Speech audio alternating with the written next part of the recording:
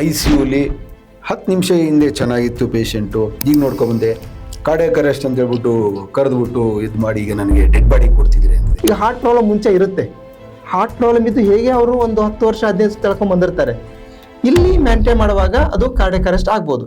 ICU ಒಳಗೆ ನೀವು complete ಡಾಕ್ಟರ್ಗಳಿದ್ದೀವಿ, ಯಾಕೆ ನೀವು ಉಳಿಸೋಕ್ಕಾಗಲಿಲ್ಲ ಹಾರ್ಟ್ ಅಟ್ಯಾಕ್ ಆದಾಗ ಅಂತ ಹೇಳ್ತಾರೆ. ಈಗ ಕಂಟಿನ್ಯೂಸ್ ಡ್ರಿಂಕ್ಸ್ ಮಾಡ್ಕೊಂಡು ಲಿವರ್ ಫೇಲ್ಯೂರ್ ಮಾಡ್ಕೊಂಡು ಬಂದಿರ್ಬೋದು, ಅವನು ಸಡನ್ ಆಗಿ ಬಂದ್ಬಿಟ್ಟು ಬ್ಲಡ್ ವಾಮಿಟಿಂಗ್ ಆಗಿ ಡೆತ್ ಆಯಿತು ಅಂತಂದ್ರೆ, ಕೋವಿಡ್ ವ್ಯಾಕ್ಸಿನ್ ತಗೊಂಡಿರೋದ್ರಿಂದ ನನಗೆ ಶುಗರ್ ಬಂತು, ಹಾರ್ಟ್ ಸಮಸ್ಯೆ ಬಂತು, ವೆಯ್ಟ್ ಗೇನ್ ಆದಿ ಅಂತಾರೆ. ಇದು ಸತ್ಯನಾ ಸರ್? ಈಗ ಒಂದು ಯಾವುದೇ ಒಂದು ವೈರಸ್ ಬಂದಾಗ ಬಾಡಿಗೆ ಅಟ್ಯಾಕ್ ಮಾಡಿದಾಗ ನಾವು ಸರ್ವೈವ್ ಆಗಿದ್ದೀವಿ ಅಂತಂದ್ರೆ ಅದರ ಒಂದು ಸೈಡ್ ಎಫೆಕ್ಟ್ ಇದ್ದೇ ಇರುತ್ತೆ.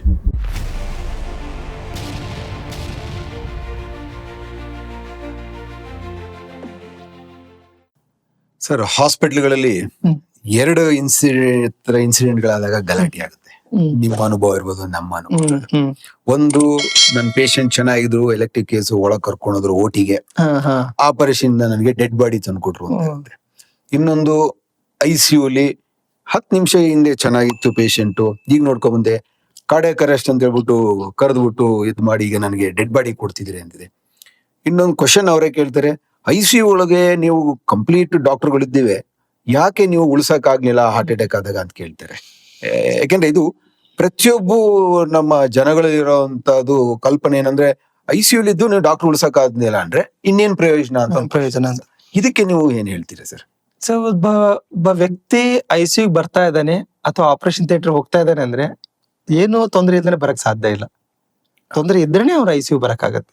ಅದು ಎಂತ ತೊಂದರೆ? ಎಮರ್ಜೆನ್ಸಿ ತೊಂದರೆ, ತುರ್ತು ಪರಿಸ್ಥಿತಿಯಲ್ಲಿ ICU ಬರಬೇಕಾಗತ್ತೆ. ಅಂದ್ರೆ ಪ್ರಾಣಕ್ಕೆ ತೊಂದರೆ ಇರುವಾಗ್ಲೇ ಬರುವಂತ ವ್ಯಕ್ತಿ ICU ಆಗಿರ್ತಾನೆ, ಅವನಿಗೆ ತೊಂದರೆ ಇರುತ್ತೆ, ಅದನ್ನ ನಾವು ಅಕ್ಸೆಪ್ಟ್ ಮಾಡ್ಕೋಬೇಕು. ಆ ವ್ಯಕ್ತಿಗೆ ತೊಂದರೆ ಆಗ ಕಾರಣ ತುಂಬಾ ಇರುತ್ತೆ, ಅದನ್ನ ನಾವು ಯೋಚನೆ ಮಾಡ್ಬೇಕು. ಈಗ ಕಂಟಿನ್ಯೂಸ್ ಡ್ರಿಂಕ್ಸ್ ಮಾಡ್ಕೊಂಡು ಲಿವರ್ ಫೇಲ್ಯೂರ್ ಮಾಡ್ಕೊಂಡ್ ಬಂದಿರ್ಬೋದು, ಅವನು ಸಡನ್ ಆಗಿ ಬಂದ್ಬಿಟ್ಟು ಬ್ಲಡ್ ವಾಮಿಟಿಂಗ್ ಆಗಿ ಡೆತ್ ಆಯ್ತು ಅಂತಂದ್ರೆ, ಡೆತ್ ಆಗ ಕಾರಣ ICU ಬಂದ ಮೇಲೆ ಅಥವಾ ಅವ್ರು ಡ್ರಿಂಕ್ಸ್ ಮಾಡಿ ಲಿವರ್ ಫೇಲ್ಯೂರ್ ಆಗಿದ್ದಕ್ಕೆ, ಅದನ್ನ ನೋಡ್ಬೇಕಾಗತ್ತೆ. ಅಂದ್ರೆ ನಾವು ಕೌನ್ಸಿಲಿಂಗ್ ಕೂಡ ಹಾಗೆ ಮಾಡ್ಬೇಕಾಗತ್ತೆ. ಅಂದ್ರೆ ಈಗ ಹಾರ್ಟ್ ಪ್ರಾಬ್ಲಮ್ ಮುಂಚೆ ಇರುತ್ತೆ, ಹಾರ್ಟ್ ಪ್ರಾಬ್ಲಮ್ ಇದ್ದು ಹೇಗೆ ಅವರು ಒಂದು 10 ವರ್ಷ 15 ವರ್ಷ ತಳ್ಕೊಂಡ್ ಬಂದಿರ್ತಾರೆ, ಇಲ್ಲಿ ಮೇಂಟೈನ್ ಮಾಡುವಾಗ ಅದು ಕಾರ್ಡಿಯಾಕ್ ಅರೆಸ್ಟ್ ಆಗ್ಬೋದು. ಆಗ ಅಲ್ಲಿ ICU ಬಂದ ಮೇಲೆ ಆಗಿರೋದಂತಲ್ಲ, ಅದು ಮುಂಚೆ ಒಳಗಡೆನೆ ತೊಂದರೆ ಇರುವುದು. ಅಟೆಂಡರ್ಸ್ ನಾವು ಮುಂಚಿತ ಹೇಳ್ಬೇಕಾಗತ್ತೆ, ಅದು ಅಟೆಂಡರ್ ಗೊತ್ತಿರುತ್ತೆ, ಯೂಶಲಿ ಗೊತ್ತಿರಲ್ಲ ಅಂತಲ್ಲ. ಬಟ್ ಇಲ್ಲಿ ಬಂದ ಮೇಲೆ ಎಷ್ಟು ಮಟ್ಟಿಗೆ ಸೀರಿಯಸ್ನೆಸ್ ಇದೆ ಅನ್ನೋದನ್ನು ಕೂಡ ಡಾಕ್ಟರ್ಸ್ ನ ಕೌನ್ಸಿಲಿಂಗ್ ಮಾಡದೇ ಇರುವಾಗ ಈ ಒಂದು ಪರಿಸ್ಥಿತಿ ಬರುತ್ತೆ. ನೋಡಿ, ಈ ತರ ಪರಿಸ್ಥಿತಿ ಇದೆ, ಈ ಪೇಷಂಟಿಗೆ ಕಾರ್ಡಿಯಾಕ್ ಅರೆಸ್ಟ್ ಆಗುವ ಸಾಧ್ಯತೆ ಜಾಸ್ತಿ ಇದೆ ಅಂತ ಮುಂಚೆನೆ ನಾವು ಹೇಳಿದಾಗ ಅವರಿಗೆ ಒಂದು ಐಡಿಯಾ ಇರುತ್ತೆ. ವ್ಯಕ್ತಿ ಮಾತಾಡ್ತಾ ಇದ್ರು, ಎಚ್ಚರ ಇದ್ರು, ಅಲರ್ಟ್ ಇದ್ರು ಕೂಡ, ಚೆನ್ನಾಗಿದ್ರು ಕೂಡ, ಆದ್ರೂ ನೋಡಿಪ್ಪ ಹಾರ್ಟ್ ರೇಟ್ ವೇರಿಯೇಷನ್ ಇದೆ, ಅಲ್ಲಿ ತೋರಿಸಬಹುದು ನಾವು ಮಾನಿಟರ್ ಅಲ್ಲಿ. ನೋಡಿ, ಹಾರ್ಟ್ ರೇಟ್ ತುಂಬಾ ವೇರಿಯೇಷನ್ ಆಗ್ತಾ ಇದೆ, ರಿಸ್ಕ್ ಇದೆ ಅಂತ ಹೇಳ್ಬೋದು. ಅದು ಕೌನ್ಸಿಲಿಂಗ್ ಮಾಡಬೇಕಾಗತ್ತೆ. ಕೆಲವೊಮ್ಮೆ ಕೌನ್ಸಿಲಿಂಗ್ ಮಾಡೋಕ್ಕೂ ಟೈಮ್ ಸಿಗಲ್ಲ, ಬಂದ್ಬಿಡ್ತಾರೆ ಸಡನ್ ಆಗಿ, ಅವಾಗ ಸ್ವಲ್ಪ ಕಷ್ಟ ಆಗುತ್ತೆ. ಇದು always it is A problem. Attenders counselling ಮಾಡಿ ಅವ್ರನ್ನ ಕಾನ್ಫಿಡೆನ್ಸ್ ತಗೊಳ್ಳೋದು ತುಂಬಾ ಪ್ರಾಬ್ಲಮ್ ಇದೆ. ಎಲ್ಲಿ ನಮಗೆ ಈ ಕೌನ್ಸಿಲಿಂಗ್ ಫೇಲ್ ಆಗುತ್ತೋ ಅಥವಾ ಅವ್ರದ್ದು ನಂಬಿಕೆ ಫೇಲ್ ಆಗುತ್ತೋ ಅವಾಗ ಈ ಗಲಾಟೆಗಳು ಸರ್ವೇ ಸಾಮಾನ್ಯ ಅಂತ ಹೇಳ್ತೀವಿ. ಬಟ್ ನಾವೇನ್ ಮಾಡ್ಬೇಕಪ್ಪ ಅಂದ್ರೆ, ನಾವು ಕೌನ್ಸಿಲಿಂಗ್ ನ ಸ್ವಲ್ಪ ಬೇರೆ ರೀತಿಯಲ್ಲಿ, ಆತರ ಅಟೆಂಡರ್ಸ್ ಡೌಟ್ ಇರುವಂತ ಇದ್ರೆ ಮತ್ತೆ ಕರೋದು ತೋರಿಸ್ಬಿಟ್ಟು ಮಾತಾಡ್ಸ್ಬಿಟ್ಟು ಅದನ್ನ ಅವ್ರನ್ನ ಕಾನ್ಫಿಡೆನ್ಸ್ ತಗೊಂಡು ಮಾಡೋದು ಬೆಟರ್. ಅದ್ರ ಮೇಲೂ ಗಲಾಟೆಗಳಾಗುತ್ತೆ. ಯಾಕಂದ್ರೆ ಈಗ ಒಂದು ಅಟೆಂಡರ್ಗೆ ನಾವು ಮಾತಾಡಿರ್ತೀವಿ, ಅವ್ರಿಗೆ ಅರ್ಥ ಆಗಿರುತ್ತೆ, ಆ ಪೇಷಂಟ್ ಡೆತ್ ಆಯ್ತು ಅಂದಾಗ ನಾವು ಕೌನ್ಸಿಲಿಂಗ್ ಮಾಡಿದ ಅಟೆಂಡರ್ಸ್ ಇರಲ್ಲ, ಬೇರೆ ಟೀಮ್ ಇರುತ್ತೆ. ನಂತರ ಇನ್ನೊಂದು ಟೀಮು ಬರುತ್ತೆ, ನಂತರ ಫ್ರೆಂಡ್ಸ್ ಬರ್ತಾರೆ, ಅವರೆಲ್ಲ ಏನಾಯ್ತು, ಚೆನ್ನಾಗಿದ್ನಲ್ಲ, ಹೆಂಗ್ ಡೆತ್ ಆಯ್ತು, ನೀವ್ ಹೇಳಿದಾಗ ICU ಇದ್ದ ಡೆತ್ ಆಯ್ತು ಅಂತ ಹೇಳ್ತಾರೆ. ICU ಇದ್ದ ತಕ್ಷಣನೇ ಅಂದ್ರೆ ಈ ಡಾಕ್ಟರ್ಸ್ ಹ್ಯಾವ್ ಒಂದ್ ಏನಪ್ಪಾ ಅಂದ್ರೆ ಒಂದು knowledge, we can do at this level ಅಂತ. ಅದರ ನಂತರ ಮಾಡ್ಲಿಕ್ಕೆ ಸಾಧ್ಯ ಇಲ್ಲ. ಒಂದು ಕೈ ಮೀರಿ ಏನು ಇರುತ್ತೋ ಅದು ಯಾರ ಕಡೆ ಇಲ್ಲ, ಅಲ್ಲಿ ದೇವರ ಆಟ ಅಂತ ಹೇಳ್ತಾರೆ, ಆತರ ಆಗುತ್ತೆ. ಪ್ರಯತ್ನ ಮಾಡ್ಬೋದು, 100% ಪ್ರಯತ್ನ ಮಾಡ್ಬೋದು. ಕೆಲವೊಮ್ಮೆ ಕಾಂಪ್ಲಿಕೇಶನ್ ಇಂದನೂ ತೊಂದರೆ ಆಗುತ್ತೆ. ಈ ಕೆಲವೊಮ್ಮೆ ಕಾಂಪ್ಲಿಕೇಶನ್ ತೊಂದರೆ ಆಗುತ್ತೆ, ನಾವು ಡಾಕ್ಟರ್ ಮುಂಚೆನೆ ಕಾಂಪ್ಲಿಕೇಶನ್ ಇಷ್ಟು % ರಿಸ್ಕ್ ಅಂತ ಹೇಳಿದಾಗ ಅವ್ರು ಅಕ್ಸೆಪ್ಟ್ ಮಾಡ್ಕೊಳ್ತಾರೆ. ಅದು ನಾವು ಹೇಳದೆ ಇರುವಾಗ ಅಥವಾ ಅವ್ರ ಅರ್ಥ ಮಾಡ್ಕೊಳ್ಳದೆ ಇದ್ದಾಗ ಏನಾಗುತ್ತೆ, ನಮಗೆ ಹೇಳಿಲ್ಲ ಅನ್ನೋ ತರ ಒಂದು ಡಿಫ್ರೆನ್ಸ್ ಬಂದ್ಬಿಟ್ಟು ಗಲಾಟೆಗಳಾಗುತ್ತೆ. ಸೊ ಮೇನ್ಲಿ ಇಲ್ಲಿ ನಾವು ಕೌನ್ಸಿಲಿಂಗ್ ಇಂಪಾರ್ಟೆಂಟ್ ಅನ್ಸುತ್ತೆ. ಅಟೆಂಡರ್ಸ್ ಕೂಡ ಸ್ವಲ್ಪ ಇವಾಗ ಮುಂಚೆ ತರ ನೀವು ಇವಾಗ ನಾರ್ತ್ ಕರ್ನಾಟಕದಲ್ಲಿ ಇವಾಗ್ಲೂ ಹೋದ್ರೆ ಕೂಡ ಡಾಕ್ಟರ್ಸ್ ಅಂದ್ರೆ ದೇವ್ರು ಅನ್ಕೊಂಡ್ಬಿಡ್ತಾರೆ. ನಿಮ್ಗೆ ನಾರಾಯಣ ವೈದ್ಯ ನಾರಾಯಣರಿ ಅಂತೆ, ಬಟ್ ಆ ವೈದ್ಯ ನಾರಾಯಣರಿ ಇಲ್ಲಿ ಸ್ವಲ್ಪ ಕಮ್ಮಿ ಆಗ್ತಾ ಇದೆ ಅಂತ ಹೇಳ್ಬೋದು. ಯಾಕಂದ್ರೆ ಆ ಒಂದು ಫೇತ್, ನಂಬಿಕೆ, ಆ ಪೇಷಂಟ್ ಮತ್ತೆ ಡಾಕ್ಟರ್ ಒಂದು ಸಂಬಂಧ ನಿಧಾನವಾಗಿ ಕಮ್ಮಿ ಆಗ್ತಾ ಇದೆ. ಅದರ ಕಾರಣ ಇಬ್ರು ಇರ್ಬೋದು. ಈಗ ಬರೀ ನಾವು ಇದನ್ನ ಒಬ್ಬರನ್ನ ಇಲ್ಲಿ ಮಾಡಕ್ಕಾಗಲ್ಲ. ನಾವು ಡಾಕ್ಟರ್ಸ್ ಕೂಡ ಮುಂಚೆ ತರ ಸರ್ವಿಸ್ ಓರಿಯೆಂಟೆಡ್ ಅಂತ ಹೇಳ್ತಾ ಇದ್ವಿ, ಈಗ ಅದು ಕಷ್ಟ ಆಗ್ತಾ ಇದೆ. ಈಗ ಅಷ್ಟು ಒಂದು ಇದರಲ್ಲಿ ನಾವು ಕೆಲಸ ಮಾಡ್ತಾ ಇರೋದ್ರಿಂದ ಆ ಒಂದು ಕಮ್ಮಿ ಆಗುತ್ತೆ. ಬಟ್ ಅಟೆಂಡರ್ಸ್ ಕೂಡ ಅದೇ ತರ ಒಂದು ಈ ಒಂದು ಗೂಗಲ್ ಅಂತ ಹೇಳಿ ಚಾಟ್ ಜಿಪಿಟಿ ಅಂತ ಬಂದಾಗ ಪ್ರತಿಯೊಂದನ್ನ ಅಲ್ಲಿ ಚಾಟ್ ಜಿಪಿಟಿ ಅಲ್ಲಿ ಕೇಳ್ತಾರೆ, ಗೂಗಲ್ ಕೇಳ್ತಾರೆ, ಅದೆಲ್ಲ ಆನ್ಸರ್ ಮಾಡುತ್ತೆ. ಆನ್ಸರ್ ಮಾಡಿದಾಗ ಅದು ಪ್ರತಿಯೊಂದು ಕ್ವಶನ್ ಕೇಳ್ತಾ ಇರ್ತಾರೆ. ನಮ್ಗೆ ಗೊತ್ತಾಗುತ್ತೆ ಇವರು ಗೂಗಲ್ ಕೇಳ್ತಾ ಇದ್ದಾರೋ ಅವರು ನಿಜವಾಗ್ಲೂ ಒಂದು ಕನ್ಸರ್ನ್ ಇಂದ ಕೇಳ್ತಿದಾರೋ ಅಂತ ಹೇಳ್ತಾರೆ.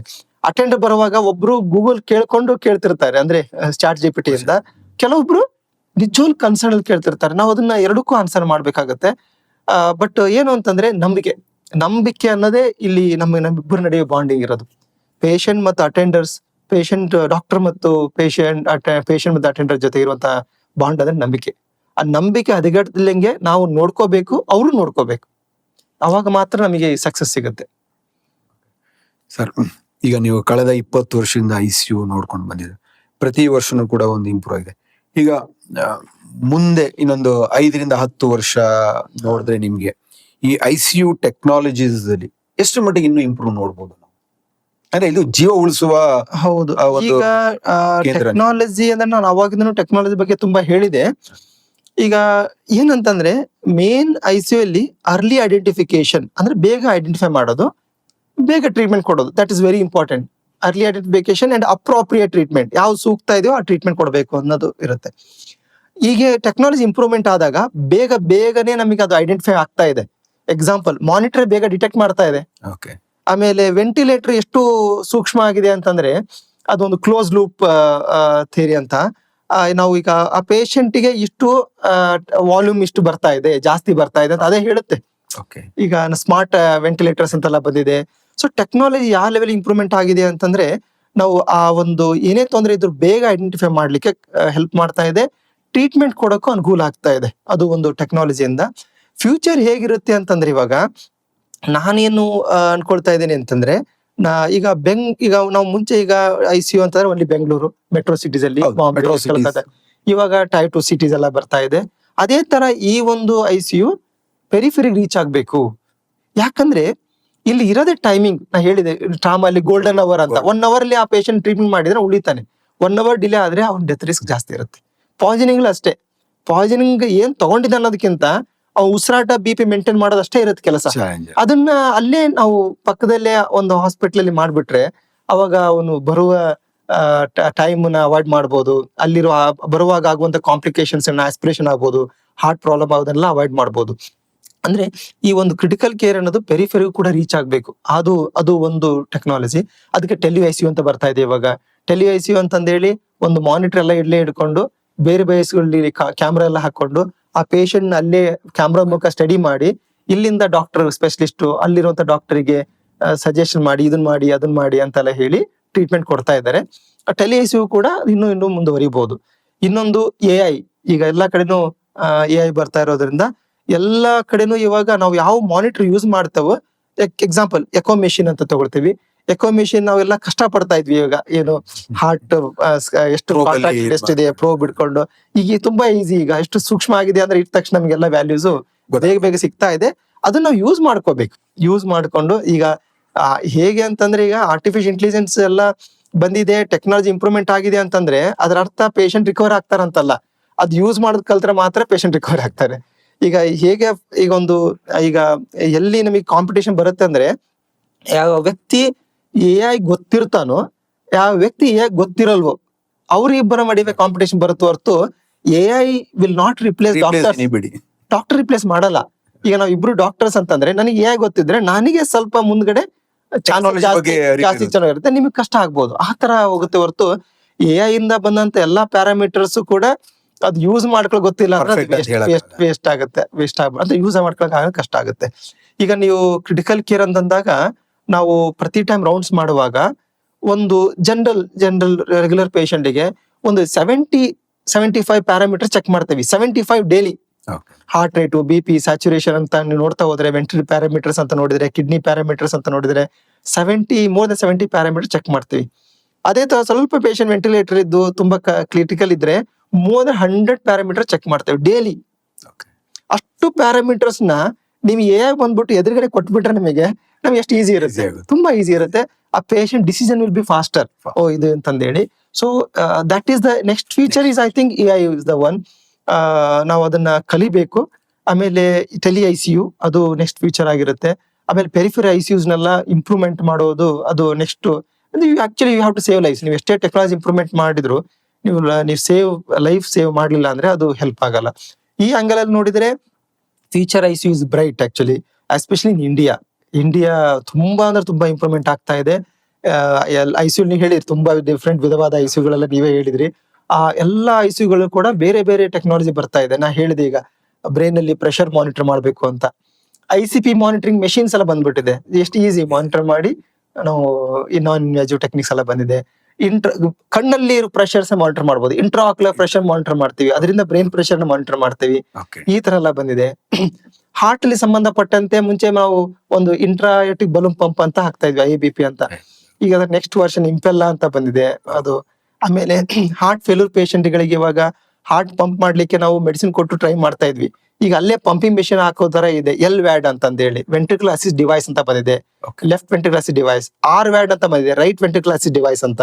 Okay. BiVAD ಅಂತ ಬಂದಿದೆ. ಇವೆಲ್ಲ ಇತ್ತೀಚೆಗೆ 10-20 ವರ್ಷದಲ್ಲಿ ನಿಧಾನವಾಗಿ ಇಂಪ್ರೂವ್ಮೆಂಟ್ ಆಗ್ತಿದೆ. ಪೇಷಂಟ್ ಬರ್ತಾ ಇದಾರೆ ಈಗ ಬಂದ್ಬಿಟ್ಟು ನಾವು ಪಲ್ಸ್ ಚೆಕ್ ಮಾಡಿದ್ರೆ ಪಲ್ಸ್ ಇರಲ್ಲ. ಪಲ್ಸ್ ಇಲ್ಲ, ಪೇಷಂಟ್ ನಗ್ತಾ ಇದ್ದಾನೆ, ಮಾತಾಡ್ತಾ ಇದ್ದಾನೆ, BP ಇರಲ್ಲ, ಪಲ್ಸ್ ಇರಲ್ಲ. ಆ ತರ ಆಗಿದೆ. ನೀವು ಟೆಕ್ನಾಲಜಿ ಗೊತ್ತಿಲ್ಲ ಅಂದ್ರೆ ಪಲ್ಸ್ ಇಲ್ಲ ಅಂದ ತಕ್ಷಣ CPR ಸ್ಟಾರ್ಟ್ ಮಾಡಬಾರ್ದು ಅಲ್ಲಿ. ಯಾಕಂದ್ರೆ ಅದು ಆ ತರ ಬ್ಲಡ್ ಸರ್ಕ್ಯುಲೇಷನ್ ಆ ತರ ಇರುತ್ತೆ ಅವರಿಗೆ. ಇದ್ರ ಬಗ್ಗೆ ನಾವು ಐಡಿಯಾ ಇದ್ದ ಮಾತ್ರ ಅದನ್ನ ಮೇಂಟೈನ್ ಮಾಡಕ್ಕಾಗುತ್ತೆ. ಟೆಕ್ನಾಲಜಿ ತುಂಬಾನೇ ಇಂಪ್ರೂವ್ಮೆಂಟ್ ಆಗ್ತಾ ಇದೆ, ಇದು ಫಾಸ್ಟ್ ಆಗಿ ಗ್ರೋತ್ ಆಗ್ತಾ ಇದೆ. ಅದನ್ನ ನಾವು ಯೂಸ್ ಮಾಡ್ಕೊಂಡು ಪೇಷಂಟ್ ಬೆನಿಫಿಟ್ ಆಗೋ ತರ ನೋಡ್ಕೊಂಡಾಗ ಹೆಲ್ಪ್ ಆಗುತ್ತೆ. ಸರ್, ಇಷ್ಟೊತ್ತು ನಾವು ICU ಬಗ್ಗೆ ಎಲ್ಲ ನಮಗ್ ಗೊತ್ತಿರೋ ಹಾಗೆ COVID-19 ಏನು ಬಂತು 2020 ಮತ್ತೆ 21 ಅಲ್ಲಿ, ನಮಗ್ ಗೊತ್ತಿರೋ ಹಾಗೇನೆ ಅವತ್ತು ದಿನ ಕೋವಿಡ್ ಅಂದ ತಕ್ಷಣ ಸಾವು ಅನ್ನೋ ಲೆವೆಲ್ಗೂ ಸ್ವಲ್ಪ ರೀಚ್ ಆಗ್ಬಿಟ್ಟು ನಾವು ಫಸ್ಟ್ ವೇವ್ ಸೆಕೆಂಡ್ ವೇವ್ ಬಂದಿದ್ದಾಗ. ಆ ಸಮಯದಲ್ಲಿ ನೀವು ನಮ್ಮ ಮೈಸೂರು ಜಿಲ್ಲಾ ಆಡಳಿತ ನಿಮ್ಮನ್ನ ಗುರುತಿಸಿ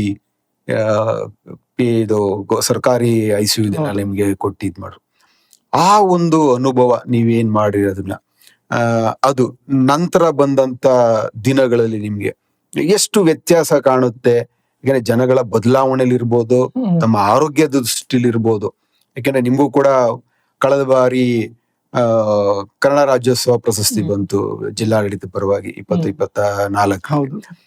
ಇದು ಒಂದು ಆಸ್ ಎ ಡಾಕ್ಟರ್, ಯಾಕಂದ್ರೆ ಸಮಾಜದಲ್ಲಿ ನಾವು ಹೇಳಿದಾಗೆ ವೈದ್ಯ ನಾರಾಯಣ ಇದ್ರೆ, ನಾನು ಕೂಡ ಒಂದ್ ಮಾತು ಹೇಳ್ತೀನಿ, ಹುಟ್ಟುತ್ತ ಮಾನವ ಡಾಕ್ಟ್ರು, ಸಾಯುತ್ತ ದೇವ ಮಾನವ ಅಂತ ಹೇಳ್ತೀವಿ.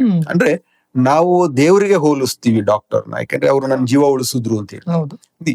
ಈ COVID-19 ಆದ್ಮೇಲೆ ಸಮಾಜದಲ್ಲಿ ಏನಾರು ಆರೋಗ್ಯದ ಮೇಲೆ ಪರಿಣಾಮ ಬೀರಿದೆಯಾ? ಕೆಲವು ಇದೆ, ಕೋವಿಡ್ ವ್ಯಾಕ್ಸಿನ್ ತಗೊಂಡಿರೋದ್ರಿಂದ ನನಗೆ ಶುಗರ್ ಬಂತು, ಹಾರ್ಟ್ ಸಮಸ್ಯೆ ಬಂತು, ವೆಯ್ಟ್ ಗೇನ್ ಆದೆ ಅಂತಾರೆ. ಇದು ಸತ್ಯನಾ ಸರ್? ಇದು ಕೋವಿಡ್ ಅನುಭವ ಹೇಳ್ತೀನಿ. ಕೋವಿಡ್ ಅಲ್ಲಿ ನಮ್ಮ ಇಲ್ಲಿ ಮೈಸೂರು ಮತ್ತು ಕರ್ನಾಟಕದಲ್ಲಿ ಇರ್ಲಿಲ್ಲ, ಬೆಂಗಳೂರಲ್ಲಿ ಇರ್ಲಿಲ್ಲ, ಇಂಡಿಯಾದಲ್ಲಿ ಇರ್ಲಿಲ್ಲ, ಅಲ್ಲಿ ಚೈನಾದಲ್ಲಿ ಇತ್ತು. ನಾವು ಅವಾಗ ಕೋವಿಡ್ ಬಗ್ಗೆ ಸಂಬಂಧಪಟ್ಟಂತೆ ನಾವು ಅಲ್ಲಿ ಕಾನ್ಫರೆನ್ಸ್ ಅಲ್ಲಿ ನಾವು USA UK ಡಾಕ್ಟರ್ ಜೊತೆ ಕನೆಕ್ಟ್ ಆಗಿದ್ವಿ. ನಾವು ಸ್ಟಡಿ ಮಾಡ್ತಾ ಇದ್ವಿ. ಅವ್ರು ಹೇಳ್ತಾ ಇದ್ರು, ಪೇಷಂಟ್ ಬರ್ತಾ ಇದೆ, ಮ್ಯಾನೇಜ್ ಮಾಡ್ತಾ ಇದ್ವಿ, ಆಗ್ತಾ ಇಲ್ಲ, ವೆಂಟಿಲೇಟರ್ ಹಾಕ್ತಾ ಇದೀವಿ, ಎಕ್ಮೋದ್ ಹಾಕ್ತಾ ಇದೀವಿ, ಉಳಿತಾ ಇಲ್ಲ. ಇದೇ ಡಿಸ್ಕಷನ್ ನಡೀತಾ ಇತ್ತು. ಇವ್ರು ಏನ್ ಮಾಡ್ಬೇಕು ಅಂತ ಗೊತ್ತಾಗ್ತಾ ಇಲ್ಲ ಅಂತ ಅವರು ಕಷ್ಟ ಪಡ್ತಾ ಇದ್ರು. UK ಡಾಕ್ಟರ್ಸ್ ಪೇಷಂಟ್ ಗೆ ವೆಂಟಿಲೇಟರ್ ಸಿಗ್ತಾ ಇಲ್ಲ, ಅಲ್ಲೇ ಮಲಗಿದ್ದಾರೆ. ಚೈನಾದಲ್ಲೂ ಅದೇ ಪ್ರಾಬ್ಲಮ್ ಇತ್ತು, UK ಅಲ್ಲಿ ಅದೇ ಪ್ರಾಬ್ಲಮ್ ಇತ್ತು, USA ಅಲ್ಲಿ ಇನ್ನೂ ಅದೇ ಪ್ರಾಬ್ಲಮ್ ಇತ್ತು.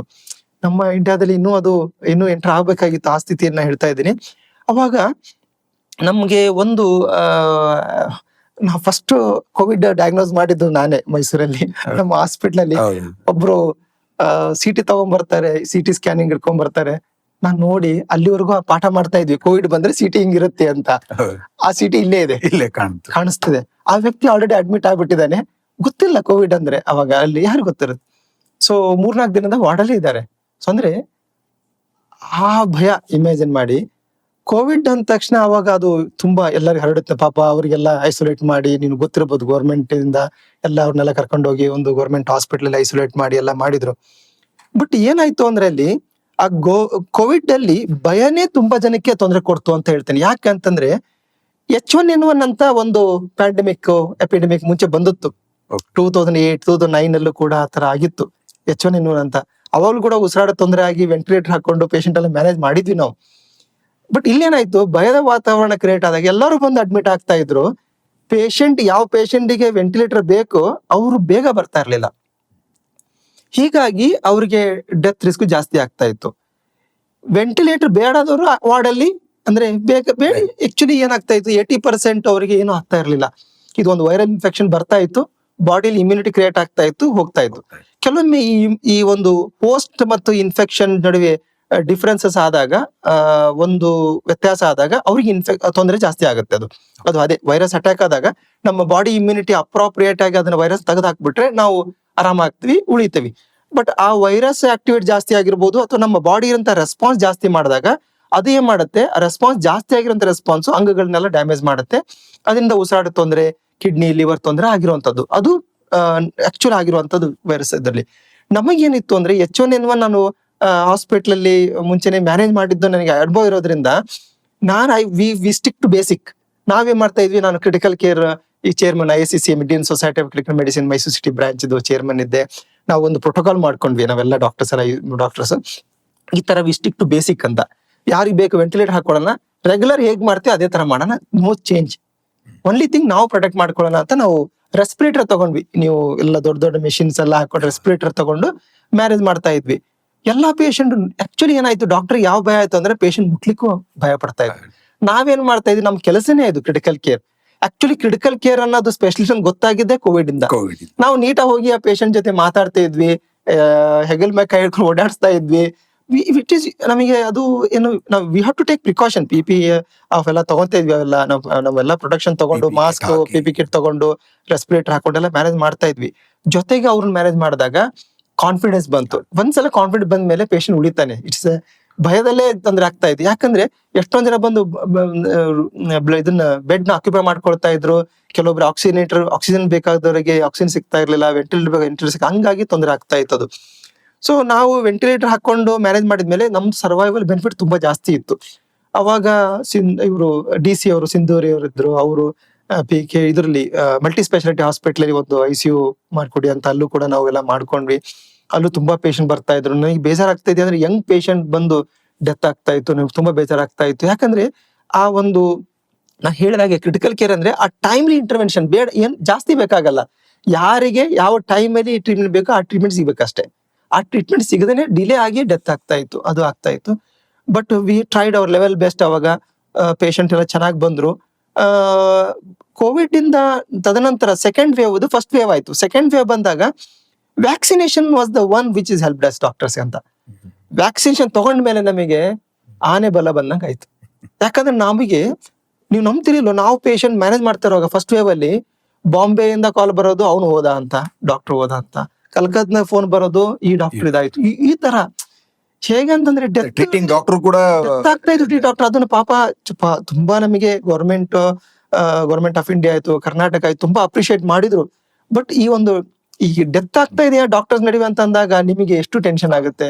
ಒಬ್ಬ ಡಾಕ್ಟರ್ ಹೋಗ್ಬಿಟ್ಟು ಅವನು ಅಡ್ಮಿಟ್ ಆಗಿದ್ದಾನೆ, ಅವನೇ ಹೋಗಿ ಇನ್ನೊಂದು ಪೇಷಂಟ್ ಟ್ಯೂಬ್ ಹಾಕಿ ಮತ್ತೆ ಬಂದು ಇಲ್ಲಿ ಕಡೆ ಮಲಗಿದ್ದಾನೆ. ಈ ತರ ತುಂಬಾ ನೀವು ನೋಡ್ಬಿಟ್ರೆ ತುಂಬಾ ಕಷ್ಟ ಆಯ್ತು.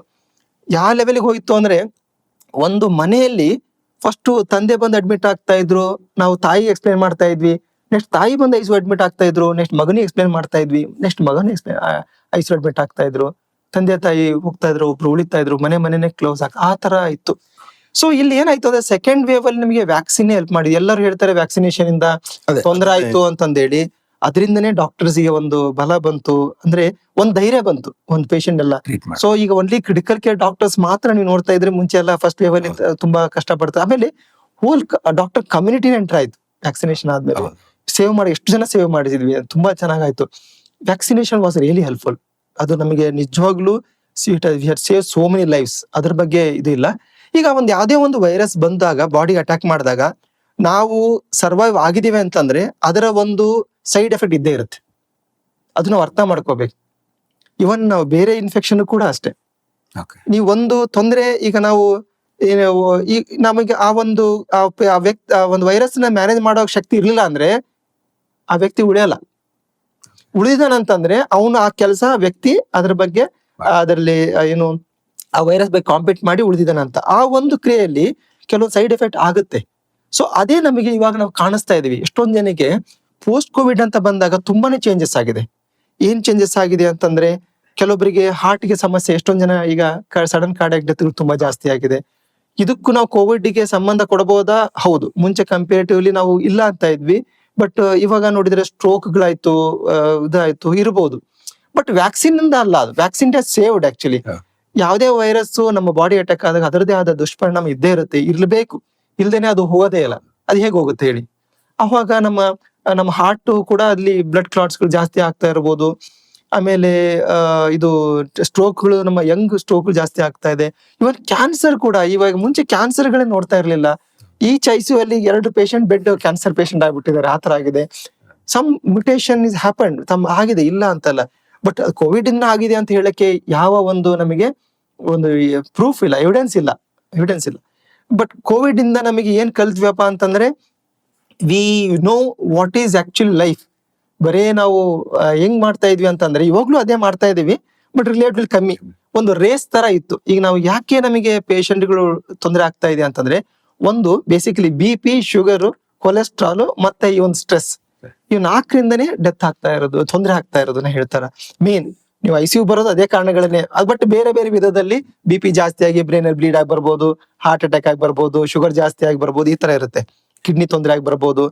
ಸೊ ಈ BP, ಶುಗರು, ಕೊಲೆಸ್ಟ್ರಾಲ್ ಮತ್ತೆ ಈ ಸ್ಟ್ರೆಸ್, ಈಗ ಏನಾಗುತ್ತೆ ಅಂದ್ರೆ, ಈಗ ಬರುವಂತ ಈಗ ಅಂದ್ರೆ ಎಲ್ಲ ವ್ಯಕ್ತಿ ಬೇಗನೆ ಒಂದು ಮನೆ ಮಾಡ್ಕೋಬೇಕು, ಬೇಗ ಒಂದು ಕಾರ್ ಮಾಡ್ಕೋಬೇಕು, ಬೇಗ ಮದುವೆ ಮಾಡ್ಕೋಬೇಕು, ಅದೊಂದು ರೇಸ್. ಅವನ ಆಸೆಗಳು ಈ ಮಟ್ಟಿಗೆ ತಂದು ತರುತ್ತೆ. ಹೌದು, ಆ ಸ್ಪೀಡ್ ಅಲ್ಲಿ ಏನಾಗ್ತಾ ಇದೆ ಅಂತಂದ್ರೆ, ನಾವು ಮೂಮೆಂಟ್ ಆಫ್ ಲೈಫ್ ಅನ್ನ ಎಂಜಾಯ್ ಮಾಡ್ತಾ ಇಲ್ಲ. ಮೂಮೆಂಟ್ ಆಫ್ ಲೈಫ್ ಅನ್ನ ಇವಾಗ ಏನ್ ನಡೀತಿದೆ ಅನ್ನೋದನ್ನ ಎಂಜಾಯ್ ಮಾಡ್ತಾ ಇಲ್ಲ. ಆ ಒಂದು ರೇಸ್ ಅಲ್ಲಿ ಹೋಗ್ಬಿಟ್ಟು ನಮ್ಮ ಒಂದು ಸ್ಟ್ರೆಸ್ ಜಾಸ್ತಿ ಮಾಡ್ಕೊಂಡು ಈ ಒಂದು ವೇರಿಯೇಷನ್ ಅಲ್ಲ, ಹಾರ್ಟ್ ರೇಟು, BP ವೇರಿಯೇಷನ್ ಮಾಡ್ಕೊಂಡು ತೊಂದರೆ ಆಗ್ತಾ ಇದೆ ಅಂತ ಹೇಳ್ತೀನಿ. ಅದು ಸ್ವಲ್ಪ ಮಟ್ಟಿಗೆ ಕಮ್ಮಿ ಆಯ್ತು ಅನ್ಸುತ್ತೆ ಕೋವಿಡ್ ಆದ್ಮೇಲೆ. ಯಾಕಂದ್ರೆ ಏನ್ ಮಾಡಿದ್ರು ಅಲ್ಲಿ ಏನು ನಿಮಗೆ ಏನೋ ಒಂದು ಕೋವಿಡ್ ಬಂದು ಸಡನ್ ಆಗಿ ತೊಂದರೆ ಆಗುತ್ತೆ ಅಂದಾಗ. ಬಟ್ ಅದನ್ನ ನಾವು ಕೋವಿಡ್ ನಮಗೆ ಎಷ್ಟು ತೊಂದರೆ ಕೊಟ್ಟಿದ್ದು ಅಷ್ಟೇ ಪಾಠ ಕಲಿಸಿದೆ. ಕ್ರಿಟಿಕಲ್ ಕೇರ್ ನ ಹೊರಗಡೆ ತಂದು ಕೊಟ್ಟದ್ದೇ ಕೋವಿಡ್ ಅಂತ ಹೇಳ್ಬೋದು ನಾವು. ಕ್ರಿಟಿಕಲ್ ಕೇರ್ ಫೀಲ್ಡ್ ನ ಎಲ್ಲ ಸಾಮಾನ್ಯರಿಗೆ ಪರಿಚಯ ಮಾಡಿಸಿದ್ದೆ ಅದು ಅಂತ ಹೇಳ್ಬೋದು. ಹೇಗೆ ನಾವು ಬದುಕಬೇಕು ಅಂತ ಹೇಳ್ಕೊಟ್ಟದ್ದು ನಾವು ಕೋವಿಡ್ ಅಂತ ಹೇಳ್ಬೋದು. ಹೊಸ ಟೆಕ್ನಾಲಜಿ, ಎವ್ರಿಥಿಂಗ್ ಈಗ ಆನ್ಲೈನ್ ಬೇಸ್ಡ್ ಪ್ರೋಗ್ರಾಮ್ ಬಂದಿದ್ದೆ ಕೋವಿಡ್. ಯಾಕಂದ್ರೆ ಕೋವಿಡ್ ಪಾಠ ಮಾಡಕ್ ಆಗ್ತಾ ಇರಲಿಲ್ಲ, ನಾವು ಸ್ಟೂಡೆಂಟ್ಸ್ ಹೆಂಗ್ ಟೀಚ್ ಮಾಡ್ಬೇಕು ಗೊತ್ತಾಗ್ತಾ ಇರ್ಲಿಲ್ಲ.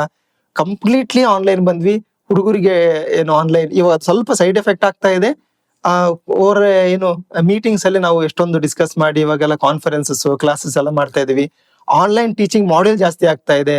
ನಮಗೆ ಏನಾರು ಬೇಕು ಅಂದ್ರೆ ಯೂಸಲಿ ನಾವು USA ಹೋಗ್ತಾ ಇದ್ವಿ, UK ಹೋಗ್ತಾ ಇದ್ವಿ ಹೊಸ ಕಲಿಬೇಕು ಅಂದ್ರೆ. ಇವಾಗ ಅದು ಆನ್ಲೈನ್ ಅಲ್ಲಿ ಅದನ್ನ ನಾವು ಕಲ್ತ್ಬಿಟ್ಟು ಅದನ್ನ ಇಲ್ಲಿ ನಾವು ಮಾಡ್ಬೋದು. ಇವನ್ ರೋಬೋಟಿಕ್ ಬಂದಿದೆ, ಇವಾಗ ಇಲ್ಲಿ ಕುತ್ಕೊಂಡು ಬೇರೆ ಕಡೆ ಆಪರೇಟ್ ಮಾಡ್ಬೋದು. ಆ ಲೆವೆಲ್ಗೆ ಟೆಕ್ನಾಲಜಿ ಹ್ಯಾಸ್ ಇಂಪ್ರೂವ್ಡ್ ಲಾಟ್ ಅಂತ ಹೇಳ್ಬೋದು. ಅದನ್ನ ಡಾಕ್ಟರ್ಸ್ ವೈದ್ಯಕೀಯ ಫೀಲ್ಡ್ ಅಲ್ಲಿ ಕೂಡ ಅದನ್ನ ಅಳವಡಿಸ್ಕೊಂಡಿದ್ದಾರೆ. ಈಗ ಮುಂಚೆ ಅಷ್ಟೊಂದು ಡಾಕ್ಟರ್ಸ್ ಅಷ್ಟ್ರ ಬಗ್ಗೆ ಟೆಕ್ಕಿ ಫ್ರೆಂಡ್ ಇರ್ಲಿಲ್ಲ. ಇವಾಗ ಅವರು ಕೂಡ ಅದನ್ನ ಅಳವಡಿಸಿಕೊಂಡು ಅದನ್ನ ಬಗ್ಗೆ ಮುಂದುವರಿತಿದ್ದಾರೆ. ಕೋವಿಡ್ ಇಂದ ಸಮಸ್ಯೆ ಆಗಿದೆಯಾ? ಹೌದು. ಬಟ್ ವ್ಯಾಕ್ಸಿನ್ ಇಂದ ಅನ್ನೋದು ತುಂಬಾ ತಪ್ಪು. ಅದು ವ್ಯಾಕ್ಸಿನ್ ಬಂದಿರಿಂದನೇ ನಾವೆಲ್ಲ ಒಂದು ಬದುಕಿದೀವಿ, ಅಥವಾ ಪೇಷಂಟ್ ನಾವು ಮ್ಯಾನೇಜ್ ಮಾಡಕ್ಕೆ, ಡಾಕ್ಟರ್ ಅಟ್ಲೀಸ್ಟ್ ವೈದ್ಯಕೀಯ ಕ್ಷೇತ್ರದಲ್ಲಿ ಪೇಷಂಟ್ ಮ್ಯಾನೇಜ್ ಮಾಡಕ್ಕೆ ಆಗ್ತಾ ಇತ್ತು ಅಂತ. ಯಾಕಂದ್ರೆ ಸೆಕೆಂಡ್ ವೇವ್ ಅಲ್ಲಿ ಅಷ್ಟೊಂದು ಡಾಕ್ಟರ್ ಡೆತ್ ಆಗ್ಲಿಲ್ಲ. I mean vaccination I am telling. Second third wave ಅಲ್ಲೂ ಕೂಡ ಅಷ್ಟೊಂದು ಆಗ್ಲಿಲ್ಲ. ಫಸ್ಟ್ ವೇವ್ ತುಂಬಾ ಜಾಸ್ತಿ ಆಯ್ತು ಡಾಕ್ಟರ್ಸ್ ಅಲ್ಲಿ. ಪೊಲೀಸರು ಪಾಪ ತುಂಬಾ ಕಷ್ಟಪಟ್ಟಿದ್ದಾರೆ. ಏನು ಪ್ರಥಮವಾಗಿ ಫಸ್ಟ್ ಯಾರು ಎಕ್ಸ್ಪೋಸ್ ಅವರೆಲ್ಲ ಕಷ್ಟಪಟ್ಟಿದ್ದಾರೆ. ಕೋವಿಡ್ ಇಂದ ನಮಗೆ ತೊಂದರೆ ಆಗಿದೆ, ಬಟ್ ಅದರಿಂದ ಕಲ್ತಂತ ಪಾಠಗಳು ಕೂಡ ಹಲವಾರು, ಅದು ನಾವು ಅಳವಡಿಸ್ಕೋಬೇಕು. ತೊಂದರೆ ಈಗ ಯಾವುದೇ ಒಂದು ಡಿಸೀಸ್ ಬಂದಾಗ, ಈಗ ಶುಗರ್ ಬಂತು ಅಂದ್ರೆ ಅದರದಾದ ಪರಿಣಾಮ ಇದ್ದೇ ಇರುತ್ತೆ, BP ಬಂದ್ರೆ ಅದರದಾದ ಪರಿಣಾಮ ಇದ್ದೇ ಇರುತ್ತೆ. ಅದು ಕಂಟ್ರೋಲ್ ಮಾಡಕ್ ನೋಡ್ಕೋಬೇಕು. ಕಂಟ್ರೋಲ್ ಮಾಡದೆ ಈ ಒಂದು ಆಹಾರ ಪದಾರ್ಥಗಳು ಹೇಗೆ ಅಂತ ಒಂದು, ಆಮೇಲೆ BP, ಶುಗರು ಮತ್ತೆ ಕೊಲೆಸ್ಟ್ರಾಲ್, ಸ್ಟ್ರೆಸ್ ಮ್ಯಾನೇಜ್ಮೆಂಟ್, ಇಷ್ಟು ನೋಡ್ಕೊಂಡ್ರೆ ನಾವು ಆರಾಮಾಗಿರ್ಬಹುದು. ರೇಸಿಗೆ ಇಳಿಬಾರ್ದು ಅಂತ ಹೇಳ್ಬೋದು. ರೇಸಿಗೆ ಇಳಿಬಾರ್ದು. ಈಗಿನ young generation mainly they are in race. Overall ಆಗಿ ಹೇಳೋದು ಅಂದ್ರೆ, ನೀವು ನಮ್ಮ ಲೈಫ್ ಸ್ಟೈಲ್ ಮತ್ತೆ ನಮ್ಮ ಹ್ಯಾಬಿಟ್ಸ್ ನಮ್ಮ ಆರೋಗ್ಯ ಕಾಪಾಡುತ್ತೆ. ಹೌದು, ಲೈಫ್ ಸ್ಟೈಲ್ ಮಾಡಿಫಿಕೇಶನ್ ಬಹಳ ಇಂಪಾರ್ಟೆಂಟ್ ಅಂತ. ಸರ್ ಅದೇ ಇಷ್ಟೊತ್ತು ನಾವು ಮಾತಾಡೋದು ಕ್ರಿಟಿಕಲ್ ಕೇರ್ ಬಗ್ಗೆ. As A critical care specialist ಏನ್ ಚಾಲೆಂಜಸ್ ಇರುತ್ತೆ ನಿಮ್ಗೆ ಡೇ ಟು ಡೇ ಹಾಸ್ಪಿಟಲ್ ಅಲ್ಲಿ? ಚಾಲೆಂಜಸ್ ಅಂತ ಬಂದಾಗ ಒಂದ ಒಂದು ವ್ಯಕ್ತಿ ಪ್ರತಿ ವ್ಯಕ್ತಿಯು ನಾವು ಉಳಿಸ್ಬೇಕು ಅಂತ ಪ್ರಯತ್ನ ಮಾಡಕ್ ಹೋಗ್ತೀವಿ. ಕೆಲವೊಮ್ಮೆ ಸಕ್ಸಸ್ ಆಗತ್ತೆ, ಕೆಲವೊಮ್ಮೆ ಆಗ್ಲಿಕ್ಕಿಲ್ಲ. ಈ ತರ ಒಂದು ಪ್ರತಿ ಟೈಮಲ್ಲೂ ನಾವು ಪ್ರಯತ್ನ ಮಾಡ್ತಿರುವಾಗ ಇದು ಒಂಥರ ವಾರ್ ಫೀಲ್ಡ್ ಇದ್ದಂಗೆ ICU ಅಂತಂದೇಳಿ. ವಾರ್ ಇದ್ದಂಗೆ, ವಾರ್ ಝೋನ್ ಅದು. ಆ ವಾರ್ ಝೋನ್ ಅಲ್ಲಿ ತುಂಬಾ ಆಕ್ಟಿವಿಟಿ ನಡೀತಾ ಇರುತ್ತೆ. ತುಂಬಾ ಸ್ಟ್ರೆಸ್ಫುಲ್ ಎನ್ವೈರನ್ಮೆಂಟ್ ಅದು. ಒಂದ್ ಪೇಷಂಟ್ ತೊಂದರೆ ಆಗ್ತಾ ಇರತ್ತೆ, ಒಂದ್ ಪೇಷಂಟ್ಗೆ ಇನ್ನೊಂದ್ ಪೇಷಂಟ್ಗೆ ಬೇರೆ ತೊಂದರೆ ಆಗ್ತಾ ಇರುತ್ತೆ. ಅಟ್ ಟೈಮ್ ಎರಡೂನು ಮ್ಯಾನೇಜ್ ಮಾಡ್ಬೇಕಾಗತ್ತೆ. ಈ ತರ ಸ್ಟ್ರೆಸ್ಫುಲ್ ಎನ್ವೈರನ್ಮೆಂಟ್ ಇರುತ್ತೆ. ಚಾಲೆಂಜಿಂಗ್ ಅಂತಂದ್ರೆ ಈಗ ಕ್ರಿಟಿಕಲ್ ಕೇರ್ ಸ್ಪೆಷಲಿಸ್ಟ್ ಅಂತಂದ್ರೆ ಬೇರೆ ಪೇಷಂಟ್ ನೋಡೋದಷ್ಟೇ ಇರಲ್ಲ. ಅವರು ಅಟೆಂಡರ್ಸ್ನು ಮ್ಯಾನೇಜ್ ಮಾಡಬೇಕು, ನರ್ಸಿಂಗ್ ಸ್ಟಾಫ್ನೆಲ್ಲ ಮ್ಯಾನೇಜ್ ಮಾಡ್ಬೇಕಾಗತ್ತೆ, ಆ ಫಿಸಿಯೋಥೆರಪಿಸ್ಟು, ರೆಸ್ಪಿರೇಟರಿ ಥೆರಪಿಸ್ಟು, ಡಯಟಿಷಿಯನ್ ಅವ್ರನ್ನೆಲ್ಲ ಟೀಮ್ ಅಲ್ಲಿ ಮ್ಯಾನೇಜ್ ಮಾಡ್ಬೇಕಾಗತ್ತೆ. ಜೊತೆಗೆ ಮ್ಯಾನೇಜ್ಮೆಂಟ್ ಕೂಡ ಮ್ಯಾನೇಜ್ ಮಾಡ್ಬೇಕಾಗತ್ತೆ. ಯಾಕಂದ್ರೆ ಮ್ಯಾನೇಜ್ಮೆಂಟ್ ಕೂಡ ಎಕ್ಸ್ಪೆಕ್ಟ್ ಸಮಥಿಂಗ್ ಎಕ್ಸ್ಪೆಕ್ಟೇಷನ್ ಅವ್ರದ್ದು ಇರುತ್ತೆ. ಸೊ ಈ ತರ ಹಲವಾರು ಎಕ್ಸ್ಪೆಕ್ಟೇಷನ್ ಗಳನ್ನ ಅವ್ರು ಬೀಟ್ ಮಾಡ್ಬೇಕಾಗತ್ತೆ. ಹೊರಗಡೆ ಪೇಷಂಟ್ ಅಟೆಂಡರ್ ಕಾಯ್ತಾ ಇರ್ತಾನೆ, ಹೌದು ಹೌದು ನನ್ನ ಪೇಷಂಟ್ ಯಾವಾಗ ವಾರ್ಡ್ ಶಿಫ್ಟ್ ಆಗುತ್ತೆ ಅಂತ. ಹೌದು. ಅಟೆಂಡರ್ಸ್ ಮ್ಯಾನೇಜ್ಮೆಂಟ್, ಪೇಷಂಟ್ ಜೊತೆಗೆ ಇವರೆಲ್ಲ ಮಾಡ್ಬೇಕಾಗತ್ತೆ. So it is a most stressful environment. ಈ ಸ್ಟ್ರೆಸ್ಫುಲ್ ಎನ್ವೈರನ್ಮೆಂಟ್ ಅಲ್ಲಿ ನಾವು ಕೆಲವೊಮ್ಮೆ ಕಳೆದು ಹೋಗ್ಬಿಡ್ತೀವಿ, ಡಾಕ್ಟರ್ಸ್ ಕಳೆದು ಹೋಗ್ಬಿಡ್ತೀವಿ. ಅದು that leads to chronic fatigue syndrome ಅಂತ. ಒಂದು ಸೆಕೆಂಡ್ಸ್ ಅಲ್ಲಿ, ಕೆಲವು ಕೆಲವು ವರ್ಷಗಳಾದ್ಮೇಲೆ ಮೈಂಡ್ ಬ್ಲಾಕ್ ಆಗ್ತಾ ಇರುತ್ತೆ. ಅವಾಗ ಯು ನೀಡ್ ರೆಸ್ಟ್ ಅಂತ ಅನ್ಸುತ್ತೆ.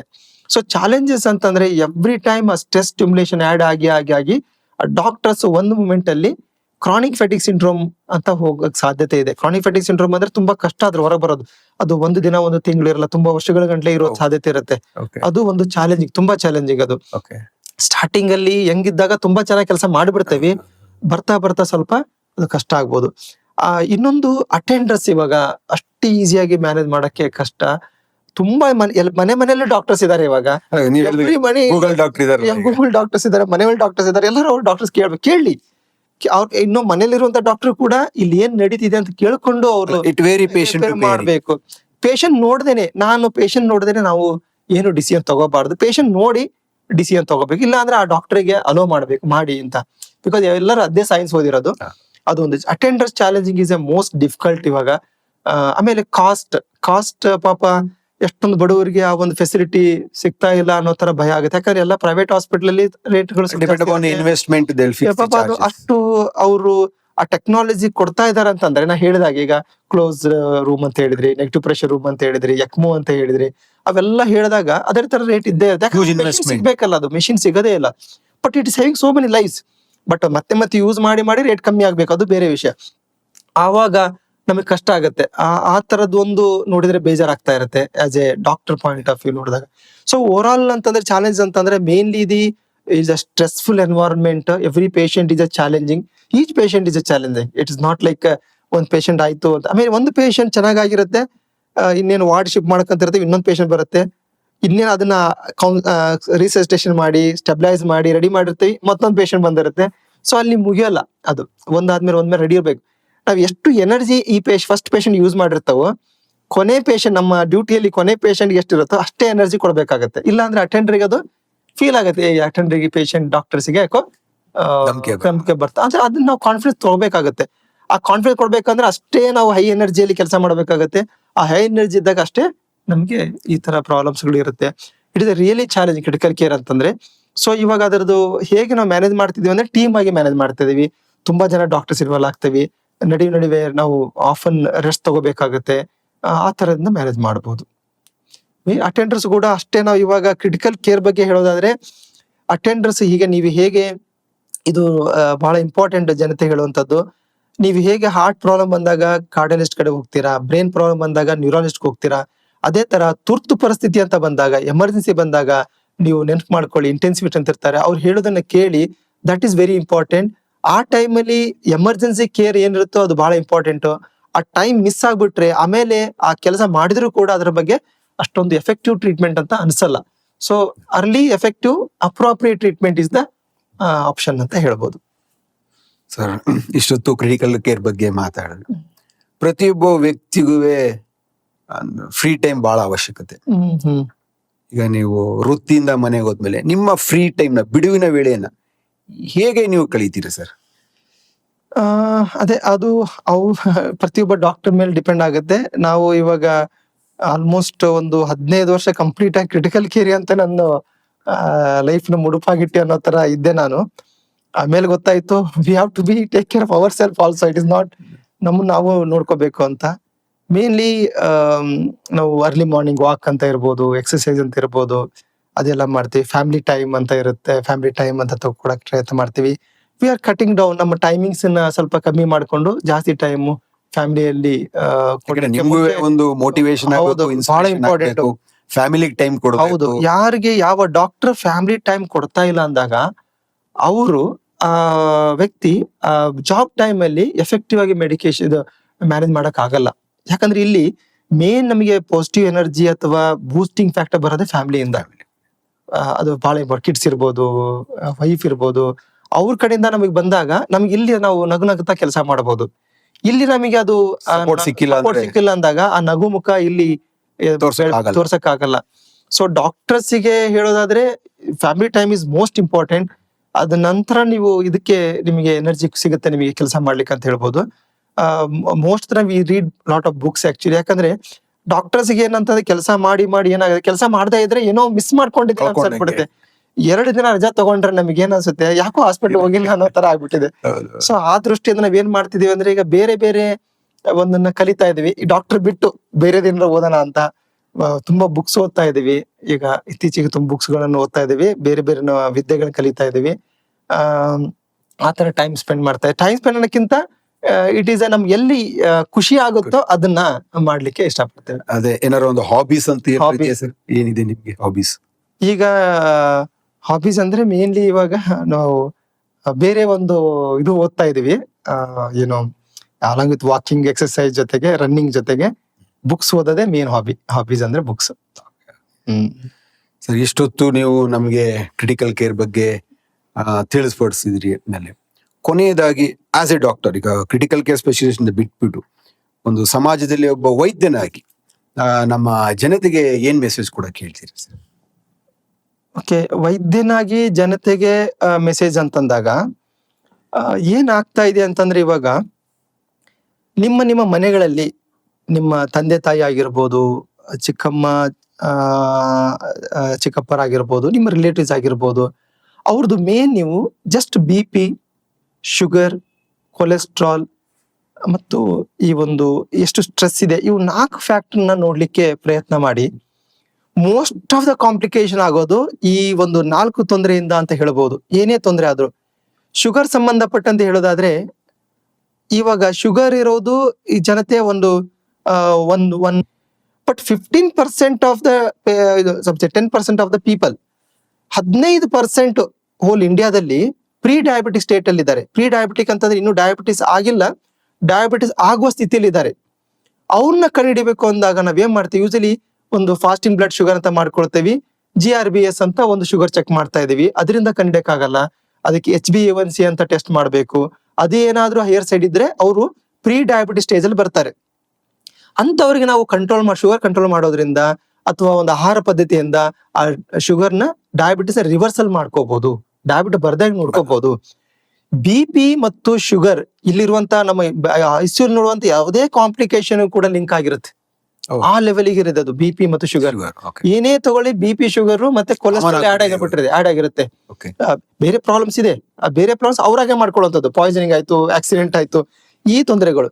ಸೊ ನಿಮ್ಮ ಮನೆಯಲ್ಲಿ ನೀವು ಯಾರೇ ಇರ್ಲಿ ಒಂದು BP ಅಪಾರ್ಟಸ್ ಮನೇಲಿ ತಗೋಬಹುದು, ಶುಗರ್ ಚೆಕಿಂಗ್ ಮೆಷಿನ್ ತಗೋಬಹುದು, ಚೆಕ್ ಮಾಡ್ಕೊಳ್ಳಿ, ಕೊಲೆಸ್ಟ್ರಾಲ್ ಚೆಕ್ ಮಾಡ್ಕೊಳ್ಳಿ, ಆಹಾರ ಪದ್ಧತಿಯನ್ನು ನೋಡಿ. ಇವಾಗ ಏನಾಗ್ತಿದೆ ಅಂದ್ರೆ ವೇಟ್ ರಿಡಕ್ಷನ್ ಅಂತ ಹೇಳಿ ಎಲ್ಲರೂ ಪ್ಯಾಕ್ಡ್ ಫುಡ್ಸ್ ತಗೊಂಡ್ಬರ್ತಾ ಇದಾರೆ. ಪ್ಯಾಕ್ಡ್ ವೇಟ್ ರಿಡಕ್ಷನ್ ಫುಡ್ ಅಂತ ತಗೊಂಡ್ಬರ್ತಾ ಇದಾರೆ. ಇವಾಗ ನಾನು ಹಳ್ಳಿಗಳಲ್ಲಿ ವೇಟ್ ರಿಡಕ್ಷನ್ ಫುಡ್ ನೋಡ್ತಾ ಇದ್ದೀನಿ. ಅದು ಬೇಕಾಗಿಲ್ಲ. ಅದು ತೊಂದರೆ ಜಾಸ್ತಿ ಕೊಡುತ್ತೆ ಹೊರತು ಅನುಕೂಲ ಅಂತೂ ಆಗೋದೇ ಇಲ್ಲ. ಆ ತರ ವೇಟ್ ರಿಡಕ್ಷನ್ ಬೇಡ. ನೀವು ವಾಕ್ ಮಾಡ್ಕೊಂಡು, ಎಕ್ಸರ್ಸೈಸ್ ಮಾಡ್ಕೊಂಡು, ನಿಮಗೆ ಎಷ್ಟು ಅನುಕೂಲ ಆಗುತ್ತೆ ಅಷ್ಟು ವೇಟ್ ರಿಡಕ್ಷನ್ ಮಾಡ್ಕೊಂಡು ಮಾಡ್ಬೋದು. ಅದು ತಪ್ಪಾಗುತ್ತೆ ಆ ತರ ಮೆಡಿಸಿನ್ ಆ ತರ ತಗೊಳ್ಳೋದು. ಫುಡ್ ಅಲ್ಲಿ ಈಗ ಮೋಸ್ಟ್ ಇಂಪಾರ್ಟೆಂಟ್, ಈಗ ಅಲ್ಟ್ರಾ ಪ್ರೊಸೆಸ್ಡ್ ಫುಡ್ ಅಂತ ತಿಂತಾ ಇದ್ರೆ ಎಲ್ಲರೂ. ಅಲ್ಟ್ರಾ ಪ್ರೊಸೆಸ್ಡ್ ಫುಡ್ ಎಲ್ಲ ಪ್ಯಾಕ್ಡ್ ಅಂಡ್ ಅಲ್ಟ್ರಾ ಪ್ರೊಸೆಸ್ಡ್, ಅದರಿಂದ ತೊಂದರೆಗಳೇ ಜಾಸ್ತಿ. ಮನೆ ಊಟನೇ ಬೆಸ್ಟ್. ಅಲ್ಟಿಮೇಟ್ಲಿ ಅದು ನಾವು ಬರ್ತಾ ಕಲಿಬೇಕಾಗುತ್ತೆ. ಊಟ ಮಾಡಿ. ಹೌದು, ಅದು ಒಂದು ಬಿಸ್ನೆಸ್ ತರ ಆಗ್ಬಿಟ್ಟಿದೆ ಅದು ultra processed food and all. So ಇವಾಗ ಅಲ್ಟ್ರಾ ಪ್ರೊಸೆಸರ್ ಫುಡ್ ಅದನ್ನ ನೋಡಿ ನಿಮ್ಮ ಮನೆಯಲ್ಲಿ ನಿಮ್ಮ ಆರೋಗ್ಯ ಬಗ್ಗೆ ನೀವು ಕಾಳಜಿ ಮಾಡ್ಬೇಕು ಅಂತಂದ್ರೆ ನಿಮ್ಮ ತಂದೆ ತಾಯಿ ನಿಮ್ಮ ರಿಲೇಟಿವ್ಸ್ ನೋಡಿ ಅದನ್ನೇ ನಿಮ್ಮಲ್ಲಿ ಅಳವಡಿಸ್ಕೊಳ್ಳಿ. ಎಸ್ಪೆಷಲಿ ಹುಡುಗರಾದವರು ನಿಮ್ಮ ಊಟ ಏನ್ ತಿಂತಾ ಇದ್ರಿ, ಎವ್ರಿಡೇ ಏನ್ ಊಟ ಮಾಡ್ತಿದ್ದೀರಾ, ಆಹಾರ ಪದ್ಧತಿಯನ್ನು ನೋಡ್ಕೊಳ್ಳಿ. ನಿಮ್ಗೆ ಈ ಒಂದು ರೇಸ್ ಅಂತ ಹೇಳಿದೆ ನಾನು, ರೇಸ್ ಅಂತಂದ್ರೆ ಬೇಗ ಬೇಗನೆ ಎಲ್ಲದನ್ನು ಪಡಿಬೇಕು ಅಂತ ಅನ್ನೋದು ಒಂದು ಹಂಬಲದಿಂದ ನುಗ್ಬೇಡಿ, ನಿಧಾನಿಸಿ. ನಿಮಗೆ ಅವಕಾಶ, ಎಲ್ಲರಿಗೂ ಅವ್ರದೇ ಆದ ರೇಸಲ್ಲಿ ಅವಕಾಶ ಸಿಗುತ್ತೆ, ಅದನ್ನ ನೀವು ಪಡಿಬಹುದು. ಈ ಒಂದು ನಾವು ಮೆಸೇಜ್ ಅನ್ನ ಜನತೆಗೆ ಹೇಳಲಿಕ್ಕೆ ಇಷ್ಟಪಡ್ತೀನಿ. Okay, thank you sir. ಇಷ್ಟೊತ್ತಿಗೂ ನಾವು ಡಾಕ್ಟರ್ ರಘುನಾಥ್ ಕಟ್ಟಿ ಸರ್ ಅವರು ಒಂದು ಕ್ರಿಟಿಕಲ್ ಕೇರ್ ಬಗ್ಗೆ, ಹೇಗೆ ಒಂದು ICU ಕೆಲಸ ಮಾಡುತ್ತೆ, ಯಾವ ರೋಗಿನ ಹೇಗೆ ನಾವು ಅವ್ರನ್ನ ತಯಾರಿ ಮಾಡ್ತೀವಿ ಒಂದು ಕ್ರಿಟಿಕಲ್ ಕಂಡೀಷನ್ ಇಂದ ಅನ್ನೋದನ್ನ ತಿಳಿಪಡಿಸಿದ್ರು. ಹಾಗೆ ಕೊನೆಯದಾಗಿ ಒಂದು ಮೆಸೇಜ್ ಹೇಳಿದ್ರು, ನಿಮ್ಮ ಜೀವನ ಶೈಲಿ ಹೇಗಿರ್ಬೇಕು ಅಂತ ಒಂದು ಮಾತು ಹೇಳಿದ್ರು, ಊಟದ ಬಗ್ಗೆ. ಅದು ಅಂದ್ರೆ ಅದರ ಅರ್ಥ ಏನಂದ್ರೆ ನಮ್ಮ ಅಡುಗೆ ಮನೆ ನಮ್ಮ ಆರೋಗ್ಯ ಅಂತ. ನಮ್ಮ ಅಡುಗೆ ಮನೆಯಲ್ಲಿ ಏನ್ ಕುಕ್ ಮಾಡ್ತೀವಿ ಅದು ನಮ್ಮ ಆರೋಗ್ಯನ ಕಾಪಾಡುತ್ತೆ ಅನ್ನುವಂತ. ಸರ್, ತುಂಬಾ ಥ್ಯಾಂಕ್ಸ್ ಸರ್. ಈ ಕಾರ್ಯಕ್ರಮಗಳಿಗೆ ಬಂದು ನೀವು ಭಾಗವಹಿಸಿ ಜನರಿಗೆ ಒಂದು ಮೆಸೇಜ್ ಕೊಟ್ಟಿದ್ದಕ್ಕೆ ತುಂಬಾ ಧನ್ಯವಾದಗಳು. ಹಾಗೆ ನಮ್ಮ ಡಾಕ್ಟರ್ ಸ್ಮೈಕ್ ಪರವಾಗಿ ನಿಮ್ಗೆ ಧನ್ಯವಾದಗಳು ಹೇಳ್ತೀವಿ. ಮತ್ತೆ ಮುಂದಿನ ವಾರ ಇನ್ನೊಂದು ಮುಖ್ಯ ಅತಿಥಿಗಳ ಭೇಟಿ ಮಾಡೋಣ. Once again thank you all. Thank you.